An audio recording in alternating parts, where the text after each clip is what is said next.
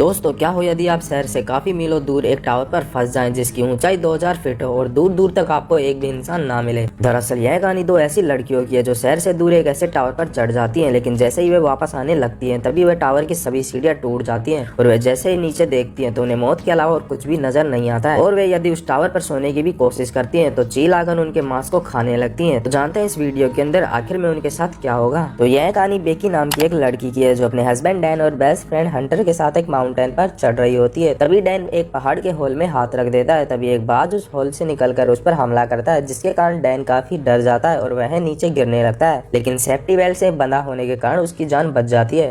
तभी बेकी और हंटर उसे बचाने के लिए उसकी ओर जाने लगती है, लेकिन तभी डैन की सेफ्टी बेल्ट पहाड़ से निकल जाती है और डैन पहाड़ से नीचे गिर जाता है, जिसके कारण उसकी वहीं पर मौत हो जाती है। हमें एक साल बाद का सीन दिखाया जाता है जहाँ बेकी अपने पति के उस हादसे से निकल नहीं पाती है। वह हर टाइम सदमे में रहा करती है, साथ ही वह बहुत ज्यादा शराब भी पिया करती है। लेकिन बेकी के डैड अपनी बेटी की इस हालत को देखकर काफी दुखी रहते हैं। वे हर रोज बेकी को समझाते हैं कि उसे अपने पास्ट को भूलकर आगे बढ़ना चाहिए, लेकिन बेकी को कुछ भी समझ नहीं आता है, जिसके बाद वह अपने घर आकर काफी रोने लगती है। वह नींद की काफी सारी गोलियां लेकर सुसाइड के बारे में सोचती है। तभी उसकी बेस्ट फ्रेंड हंटर उसके पास कॉल करती है, जिसके कारण वह सुसाइड का प्लान को कैंसिल करती है। फिर अगले दिन हंटर उससे मिलने के लिए उसके घर पर आती है, जिससे कि वह बेकी को उस सदमे से निकलने में हेल्प कर सके। जहाँ वह बेकी को बताती है कि वह P67 टीवी टावर चढ़ना चाहती है और वह जोखिम भरे टास्क में बेकी को भी साथ ले जाने को कहती है। बेकी को भी एडवेंचर काफी पसंद है, लेकिन तभी उसे अपनी पति की मौत का हादसा याद आ जाता है, इसीलिए वह जाने से मना कर देती है। अगली सुबह बेकी अपनी दवा ले रही होती है, तभी वह कुछ सोचती है और हंटर के साथ टावर चढ़ने के लिए रेडी हो जाती है। फिर बेकी और हंटर अपनी कार से उस टावर पर चढ़ने निकल जाती है, जहाँ रात में वे एक होटल पे ठहरती है। वहीं हंटर बेकी को बताती है कि वह एक यूट्यूब ब्लॉगर बन चुकी है और वह अपना सारा खर्चा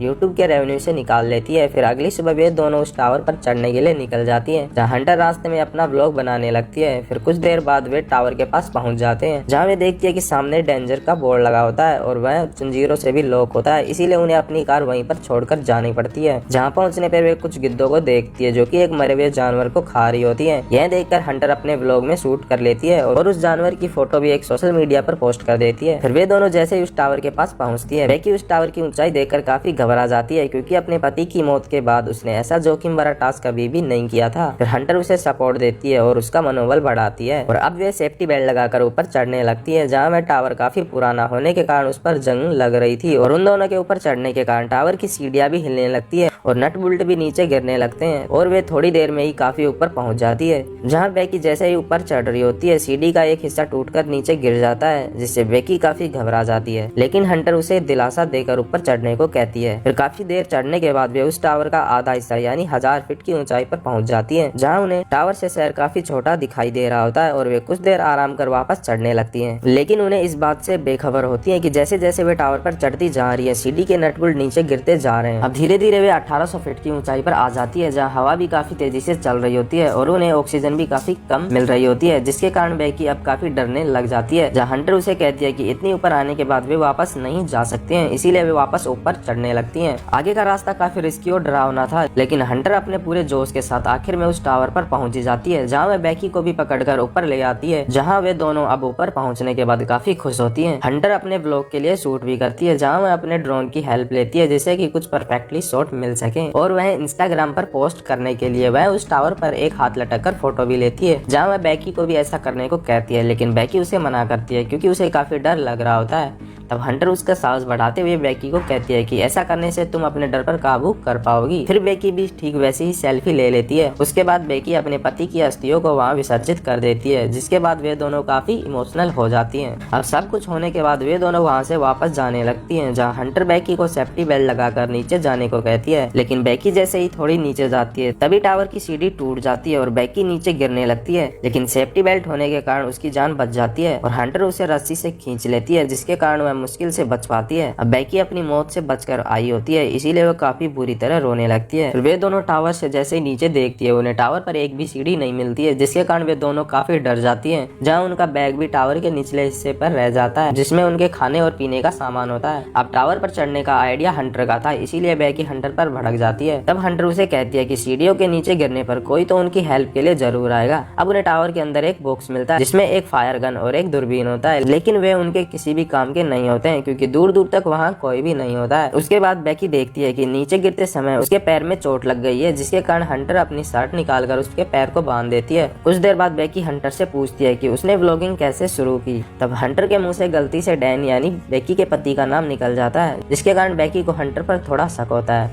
कुछ देर बाद हंटर को एक आइडिया आता है जिसमें वह अपने फोन में हेल्प लिखकर नीचे भेजने लगती है, लेकिन कुछ भी फायदा नहीं होता है। फिर वह अपने शूज को निकालकर उसके अंदर अपना फोन रखती है, जिसके कारण वह उसे नीचे फेंक देती है, जिससे कि कोई उनका फोन देकर उनकी हेल्प कर पाएगा। तभी बेकी हंटर के पैर में एक टैटू बना हुआ देखती है, जो ठीक उसके पति डैन के हाथ में बना हुआ था, लेकिन बेकी उस पर ज्यादा ध्यान नहीं देती है। तभी वे टावर से नीचे एक आदमी को फोन पे बात करते हुए देखते हैं, जो कि अपने डॉग के साथ उधर से गुजर रहा होता है। वे उसे आवाज लगाती हैं, लेकिन काफी ऊंचाई होने के कारण वह आदमी उन्हें सुन नहीं पाता है, और हंटर ने जो शूज में अपना फोन डालकर नीचे फेंका था वह भी पूरी तरह टूट चुका था। अब वह आदमी वहाँ से जाने लगता है। तभी बेकी अपने दोनों शूज निकाल कर नीचे फेंक देती है, लेकिन फोन पर बात करने के कारण वह आदमी बिल्कुल भी नोटिस नहीं कर पाता है और वह वहाँ से जाने लगता है। तभी बेकी उस फायर गन को शूट करने लगती है, लेकिन हंटर उसे कहती है कि ऐसा मत करो, क्योंकि दिन के उजाले में उसका कोई भी मतलब नहीं होगा, वे उसका रात में यूज कर सकती हैं। कुछ देर बाद रात भी होने लगती है, जहाँ वे दोनों नीचे दो और आदमियों को देखती हैं, जो कि पार्टी करने के लिए वहाँ आए होते हैं। फिर वे उस फायर गन को यूज करते हैं, जिसके कारण वे लोग उनकी गाड़ी और उन्हें देख लेते हैं। वे उन्हें आता देखकर वे सोचती हैं कि अब वे बच जाएंगी, लेकिन ऐसा नहीं होता है। वे लोग उनकी हेल्प करने के बजाय उनकी गाड़ी को लेकर वहाँ से चले जाते हैं। यह देखकर वे और भी दुखी हो जाती हैं और उनके पास अब बचने का कोई भी प्लान नहीं होता है। तभी बेकी हंटर से पूछ ही लेती है कि उसके पैर में वह टैटू कहाँ से आया, जिस पर हंटर भी उसे झूठ नहीं कह पाती है। वह उसे डैन और उसके अफेयर के बारे में बता देती है। यह जानकर बेकी को काफी ज्यादा चोट लगती है, क्योंकि उसका पति और उसकी बेस्ट फ्रेंड दोनों मिलकर उसे धोखा दे रहे होते हैं। उस पर हंटर बेकी से सॉरी मांगती है। अब अगली सुबह बेकी अपने फोन में देखते है कि उन्हें यहाँ फंसे हुए 24 घंटे हो चुके हैं, जहाँ वे बिना कुछ खाए और पिए थी। जहाँ हंटर अपने बैग को ऊपर लाने को कहती है, जिसमें खाना और पानी होता है, और वह सेफ्टी बेल्ट की हेल्प से नीचे जाती है, लेकिन वह रस्सी काफी छोटी होती है, जिसके कारण वह अपना बेल्ट खोलकर नीचे कूद जाती है और वह आखिर में नीचे पहुंची जाती है। और वह अपने बैग से पानी निकालकर पहले तो खुद पीती है, उसके बाद वह रस्सी से बैग को बांधकर खुद उसे उछलकर पकड़ लेती है, जहाँ बैग की पूरी जान लगाकर उसे ऊपर खींचने लगती है। और जैसे ही हंटर ऊपर आने लगती है, तभी रस्सी उसके हाथ से छूट जाती है। हंटर रस्सी के साथ नीचे गिर जाती है। यह देखकर बेकी अचानक से शॉक हो जाती है, क्योंकि ठीक ऐसे ही उसने अपने पति को खोया था। फिर वह जैसे ही नीचे देखती है, उसे हंटर रस्सी से लटकी हुई मिलती है। अब वह अपनी पूरी जी जान लगाकर उसे ऊपर ले आती है और हंटर आखिर में ऊपर पहुंची जाती है। फिर वे दोनों एक पेपर पर हेल्प नोट लिखकर अपने ड्रोन में लगाती है और उसे उसी होटल की ओर उड़ाती है, लेकिन उस ड्रोन की पावर भी खत्म होने वाली थी, इसीलिए वे ड्रोन को वापस ले आती हैं और पूरी रात उन्हें ऐसे ही बितानी पड़ती है। अगली सुबह बेकी को एक आइडिया आता है, जहाँ वह उस ड्रोन को चार्ज करने के लिए टावर की एक लाइट को देखती है, जिसमें कि वह ड्रोन को चार्ज करने लगती है, लेकिन बेकी को उसे अपने हाथों से पकड़कर रखना पड़ता है, जिसके कारण उसके हाथ सुन पड़ जाते हैं। लेकिन तभी एक चील आकर उस पर हमला कर देती है, जिसके कारण उनका बैग नीचे गिर जाता है, लेकिन बेकी किसी तरह उस ड्रोन को चार्ज कर नीचे आ जाती है। फिर वे वापस ड्रोन को उस होटल की ओर भेजते हैं, लेकिन होटल के पास आते ही वह ड्रोन एक गाड़ी से टकराकर टूट जाता है, जिससे अब उनकी आखिरी उम्मीद भी खत्म हो चुकी थी। जिसके बाद वे दोनों हताश होकर बैठ जाती हैं। अब वे दोनों काफी थक चुकी थी, इसीलिए बेकी को नींद आने लगती है, लेकिन हंटर उसे सोने से मना करती है, क्योंकि यदि वह ऐसा करती है गिद्ध आकर उनके मांस को खाने लगते हैं। तभी बेकी हंटर से उसका दूसरा जूता मांगती है, जिससे कि वह अपने फोन को नीचे डालकर हेल्प के लिए किसी को बुला सके। तभी हंटर बेकी को कहती है कि वह जूता नीचे गिरते टाइम डिश पर ही रह चुका है। यह सुनकर वह जैसे ही नीचे देखती है, उससे डिश पर हंटर की लाश पड़ी होती है, और अब यह देखकर वह काफी शॉक्ड हो जाती है, क्योंकि हंटर जब बैग को लेने नीचे गई थी तभी उसकी मौत हो गई थी और यह सब उसका भ्रम था। अब रात में बेकी अकेले ही तूफान का सामना करती है और वह अपने डैड के लिए एक फोन में मैसेज भी छोड़ देती है कि वह P-67 टावर पर फंसी हुई है और अब वह घर आना चाहती है। फिर अगली सुबह वह सो रही होती है, तभी एक गिद्ध आकर उसके मांस को खाने लगता है। इस मौके का फायदा उठाकर बेकी उस गिद्ध को पकड़कर उसके मांस को कच्चा ही खा जाती है, क्योंकि उसे काफी भूख लग रही थी। फिर वह रस्सी की हेल्प से हंटर की बॉडी के पास पहुंच जाती है, जहां वो अपने फोन में एक मैसेज डालकर हंटर की बॉडी को नीचे फेंक देती है। पुलिस बेकी के डैड को उस टावर के पास कॉल कर बुलाते हैं, जहाँ बेकी के डैड उस लड़की की बॉडी को देखकर घबरा जाते हैं, क्योंकि उन्हें लगता है कि यह बॉडी बेकी की है। तो इस टावर पर चढ़ते समय वह नीचे गिरकर मर गई है, लेकिन तभी उन्हें पुलिस की वैन के पास बेकी नजर आती है और वह लाश बेकी के बेस्ट फ्रेंड हंटर की होती है। इसके बाद उसके डैड बेकी को गले लगाते हैं एंड इसी के साथ इस शानदार मूवी का एंड हो जाता है। दोस्तों वीडियो कैसी लगी कमेंट करके जरूर बताएं।